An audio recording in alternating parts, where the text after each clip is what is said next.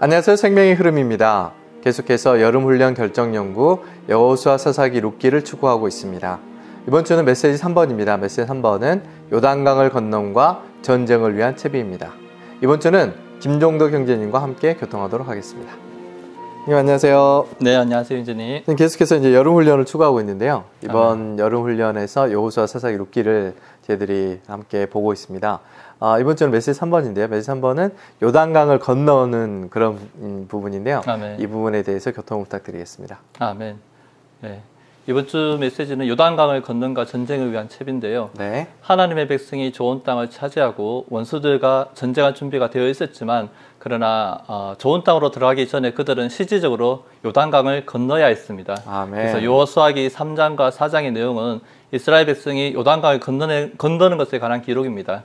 그래서 모든 것을 포함한 그리스도로 예표된 가나안 땅을 얻기 위해 이스라엘은 요단강을 반드시 건너야 했습니다.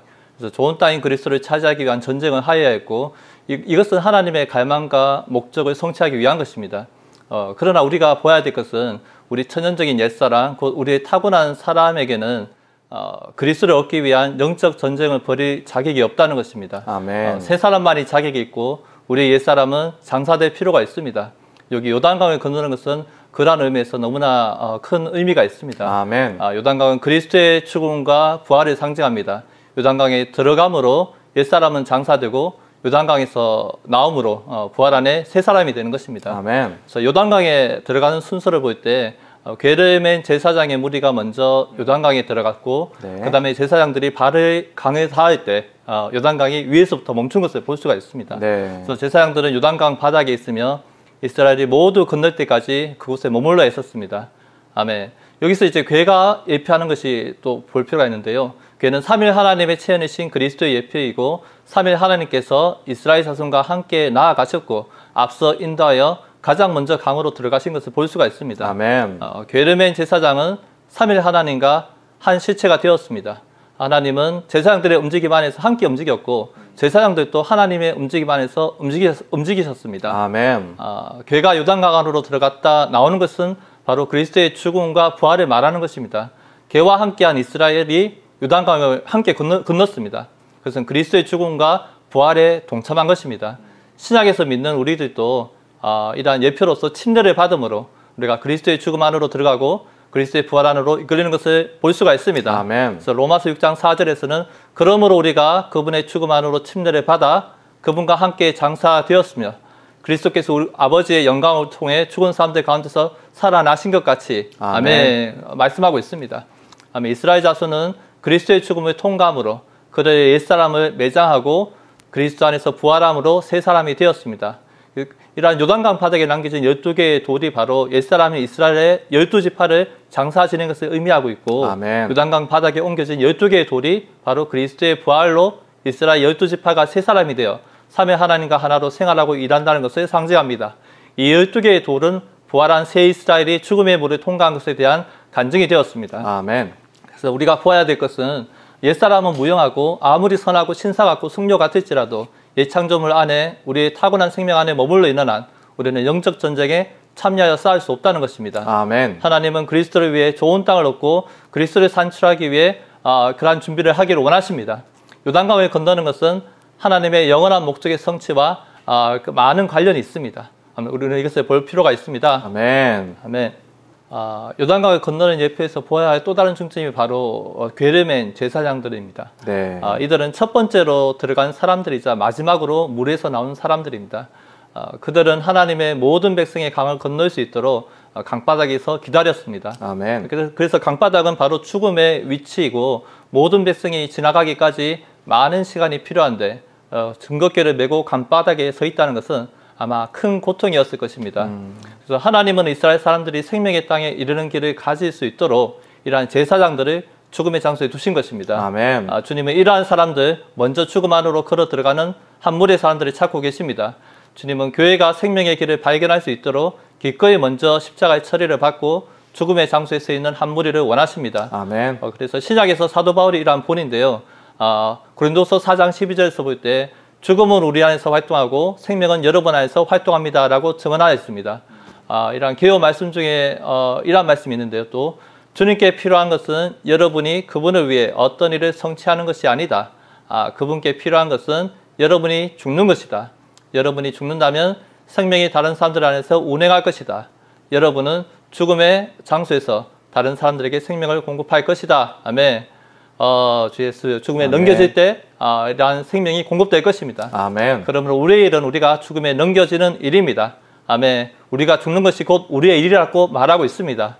그러므로 강을 건넌 후 전쟁을 위한 또한 채비에서 그들은 이스라엘 백성들은 길갈에서 할례를 행했고 그리고 평원에서 유월절을 보냈습니다. 그래서 이 할례가 요단강의 예표에서 하나님께 이루신 것을 이스라엘이 실제로 적용한 것입니다. 네. 그래서 신약에서 영적인 할례는 바로 그리스도의 죽음을 우리의 육체에 지속적으로 적용하는 것이라고 말하고 있습니다. 아멘. 아멘. 우리는 이러한 영적인 할례, 그리스도의 죽음 안에서 장사되는 것의 연속 안에서 우리 체험 안에서 계속적으로 적용할 필요가 있습니다. 아멘. 그 영으로서 십자가의 할례를 우리 육체에 날마다 적용하기 원합니다. 아멘.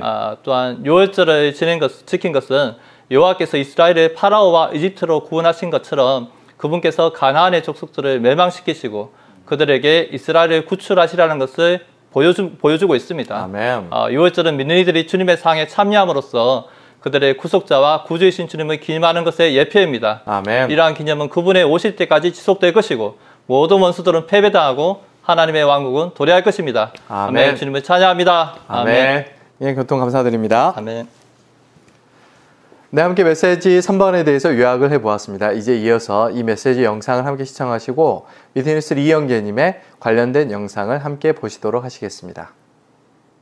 It's at this point God brought them to another river. It's the river Jordan. Before they are able to enter into that land, to possess it, to bring in God's kingdom, and to defeat God's enemy, God wants His people to cross that river, the river Jordan. And this time, this river is not for destroying the worldly forces as they experienced at the Red Sea. Here, in the crossing of the river Jordan, as we see from all the what this crossing signifies, the self, the natural man, the old man has to be dealt with. And a resurrected Israel needs to be brought forth to the other side. So just the destruction of the worldly forces will not be enough, adequate to prepare them to enter the good land, to possess the land.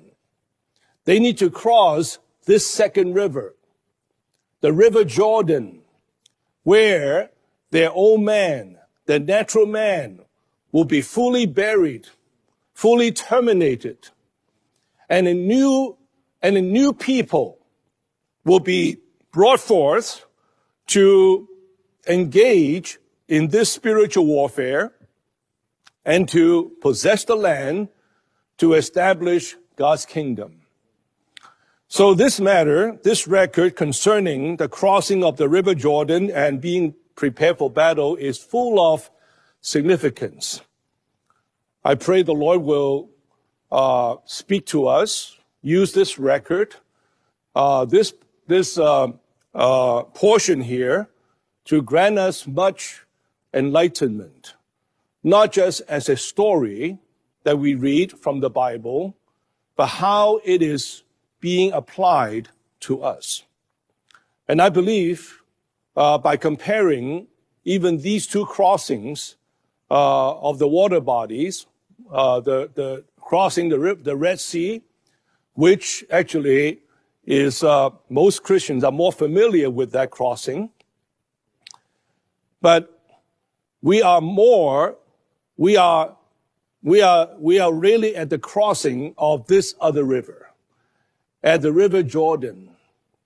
Here is not a matter of having a journey with God to live a kind of a Christian life with some kind of an enjoyment with God.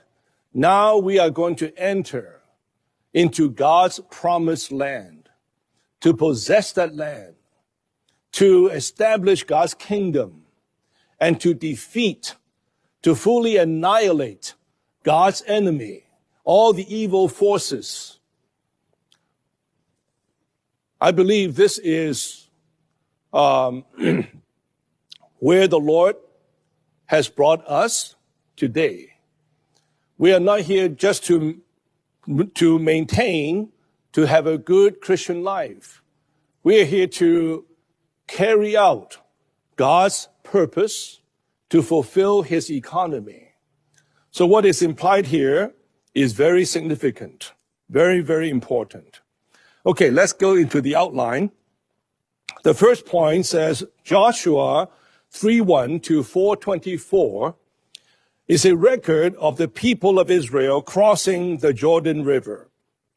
When the people of Israel saw the Ark of the Covenant of their God and the Levitical priests bearing the Ark, they set out from their place and followed it. 1. The Ark was a type of Christ as the embodiment of the triune God. When the children of Israel were crossing the Red Sea, they were just a multitude, a crowd, just ready to get out of Egypt.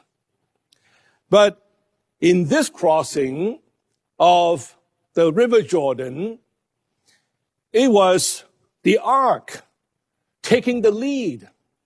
And this Ark is a type of Christ being the embodiment of God as the testimony of God. Now, in this crossing of the Jordan, it is Christ who is taking the lead to enter into this river. Number 2 says, when the Ark of God went with the children of Israel, the triune God went with them, taking the lead and thus being the first to step into the water. Unlike the crossing the Red Sea, we went into the water. God's people went into the water, and followed by the Egyptian forces, eventually they who were drowned and killed by the water. But now in the crossing of Jordan, the Ark, typifying Christ, took the lead to enter into that water. This water, of course, signifies the death, testifies our being crucified. But this water is particularly refers to the death of Christ. The Ark is Christ himself, taking the lead to go into this death water. Christ was the one who was crucified. He was the one who accomplished that all-inclusive death into which we enter, into which we were baptized. Message 4 is on Israel's crossing the river Jordan. As we have seen in these 2 days, there was readiness for Israel to enter into the good land and take it as their possession. Amen. But do you believe Israel, in their old man, could win the victory? No. So their old man has to be buried, Amen. That they could become the new man. Amen. You have to see, this corresponds to New Testament economy of God. Later you will see these children of Israel got buried into the death of Christ. And then they got resurrected. Also in the resurrection of Christ. And this indicates even in the Old Testament time, the children of Israel were identified with Christ. They were one with Christ. So they passed through Christ's death to get their old man buried and to become a new man in Christ for the fighting of the spiritual warfare. We have to realize our natural man, our old man, is altogether not qualified to fight the spiritual warfare for gaining Christ. Then what? Then we have to see God's intention is to join us to Christ, to make an organic union between us and Christ. Then we and Christ became one. What he experienced becomes our experience, right? He died on the cross, and we died with him too. He was buried, and we were buried with him too. And he resurrected from the dead, and we all have been resurrected from the dead. And now we are persons in Christ. Since we are persons in Christ, we are no more the old man, but we are the new man. And hallelujah for the new man. Amen. I like that you all could see the association of the Old Testament saints, like the children of Israel, could be what? In union with Christ. And could pass through Christ's experiences, making Christ's history theirs. Amen. Think about it. Christ died, they died in Christ. Christ was buried, they were buried in Christ. Christ resurrected, and they also resurrected in Christ. They were one with Christ. So they and Christ and they both have one history. Amen. Could you see this? And this indicates that we today, as God's chosen people, have been what? Identified with Christ. Amen. To experience what he has gone through. Amen. Making his history ours. Amen. Right? That we and he and we could have one history. Amen. His history is our story. Amen. And our story is his history. Amen. Here you do have the organic union. Amen. Hallelujah. Hallelujah. Okay. Romans 1. The ark of God with the bearing priest taking the lead to go into the waters of Jordan and stand still in the waters. That was a type of Christ, the very embodiment of God. Amen. So when the ark of God went together with the children of Israel, and that means the triune God went with them. Amen. And he went with them, taking the lead. You tell me, who was the first one who stepped into the water of Jordan? The ark. Right? The ark. The triune God. But at that time, the triune God was upon the shoulders of the bearing priests. So they all worked together. Who was working there? The triune God or the bearing priests? Think about it.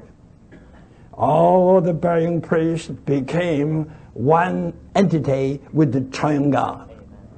And the triune God and all the burying priests became a corporate person. Think about it. God worked in their working, and they worked in God's working. And so who was working? Well, a corporate man universally was working. Amen. Wonderful. Think about it. Right? Amen. Okay. Then they enter into Jordan, and they stood still in the waters. Marvelous. Who was standing still in the waters? The triune God. Jesus Christ. Alone? No. But with the burying priest. Have you seen the picture? And today it is exactly the same with us. Okay, read. Romans 5, Joshua picked up 12 stones in the middle of the Jordan, in the place where the feet of the priests who carried the ark had stood. Capital A. These being another 12 stones, signifying the 12 tribes of Israel in their old life and in their old nature. B. Joshua erected these 12 stones in the middle of the Jordan where the ark was, signifying that the Lord wanted Israel in their old nature to remain there, to remain under the dead water of the Jordan. And this indicates that we who are identified to Christ in His death and resurrection, we should live as if we are old men there under His death. Then we got resurrected in Christ, and we become the new man, the new Israel. Right? Okay. Romans 7. When the priests who carried the ark came out from the middle of Jordan, and the soles of the priest's feet were lifted up unto the dry land, the waters of Jordan returned to their place and went over all its banks as before.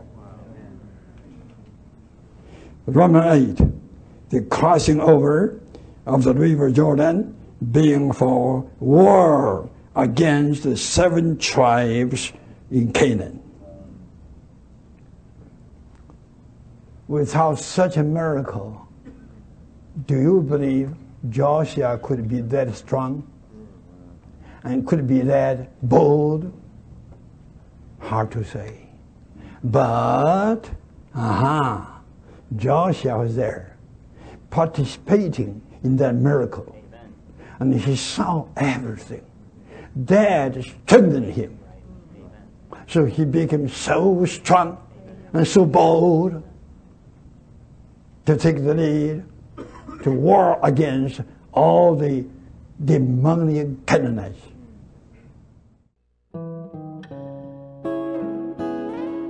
참된 일은 죽음을 당하는 것입니다. 사람은 한 가지 일을 하고자 할 때 언제나 먼저 방법을 생각합니다. 그러나 하나님은 한 가지 일을 하고자 하실 때 먼저 사람을 찾으십니다. 하나님께서 사람을 찾지 못하시면 그분께는 방법이 없으십니다. 하나님을 섬기도록 그분이 가장 먼저 선택하신 사람은 바로 모세입니다. 하나님께서 이스라엘 백성을 구원하고자 하실 때 그분은 먼저 모세를 얻으셔야만 했습니다. 하나님께서 모세를 얻지 못하시면 이스라엘 백성을 구원하실 수 없습니다. 하나님은 예전에 이미 아브라함과 이삭과 야곱과 더불어 그들의 자손을 구원하시기로 언약을 세우셨습니다. 그분은 이스라엘 백성이 이집트인들에게 고통받는 것을 보셨고 그들이 고난에서 구원받기 위해 부르짖는 소리도 들으셨습니다. 하나님은 그들과 세우신 언약에 따라 그들을 구원하실 것을 계획하셨습니다.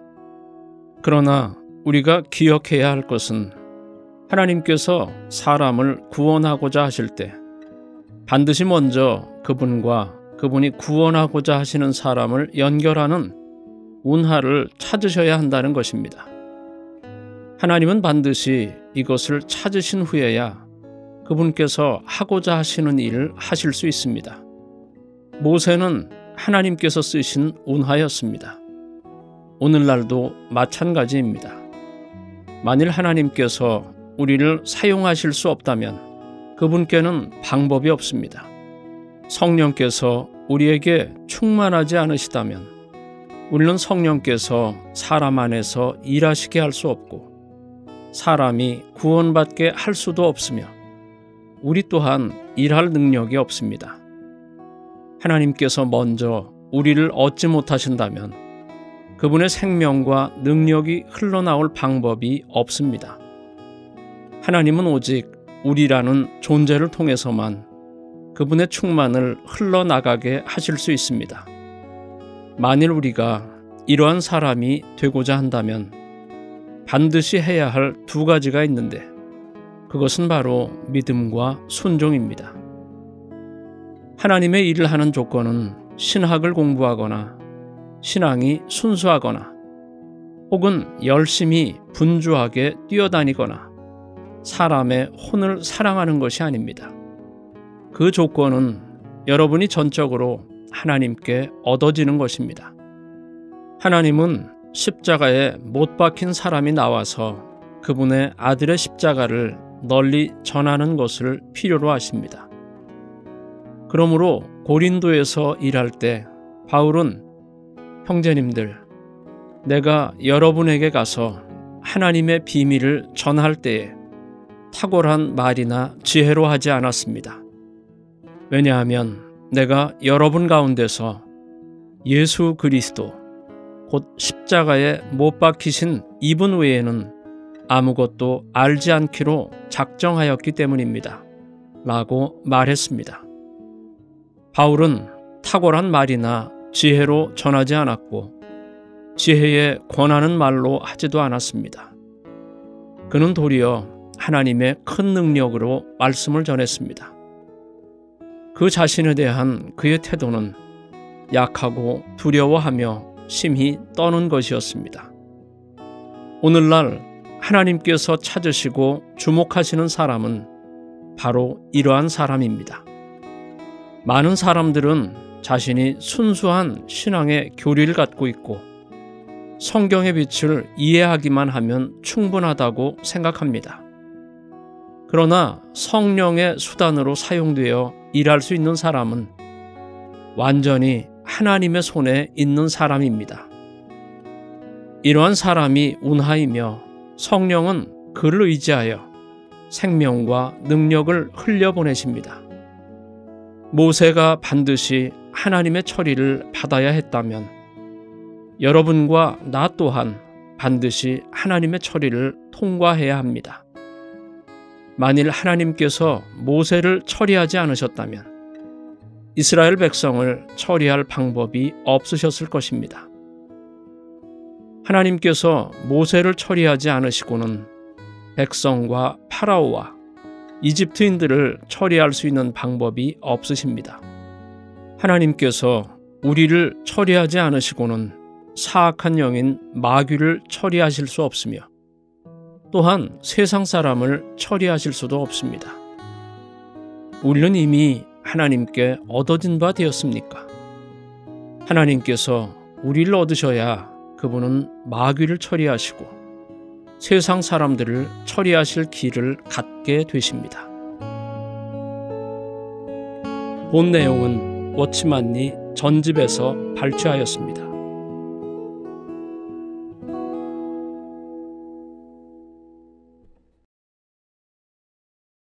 여호수아 3장 17절은 여호와의 언약궤를 운반하는 제사장들은 온 민족이 요단강을 완전히 건널 때까지 요단강 한가운데 마른 땅에 견고히 서 있었다라고 말합니다. 이번 한 주간도 여호와의 언약궤를 운반하는 제사장들처럼 이스라엘 백성들이 모두 요단강을 건널 때까지 강 한가운데 마른 땅에 견고히 서 있으므로 몸 안에 지체들을 짊어지고 목양하는 믿음과 사랑의 마음을 품고 생활하시기를 소망합니다.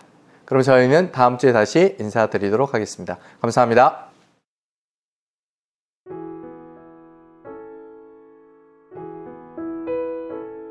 보혈로 날 씻으사 죄과를 다 씻고 주거로 간 거관유 내게 바르소서.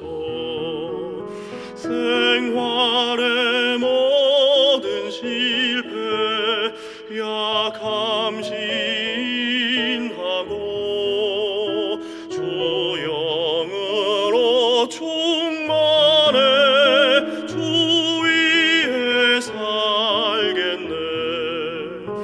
오 주여 내 자신을 구원해 주옵소서. 이제부터 주로만 충만케 하소서. 메마른 내 맘 항상 약하여 탄식해 성령의 종만 맡길 진정 사모하네. 주여 날 상처받은 반석에 감추사 생수를 갈망하는 간구 들으소서. 오 주여 내 자신을 구원해 주옵소서. 이제부터 주로만 충만케 하소서.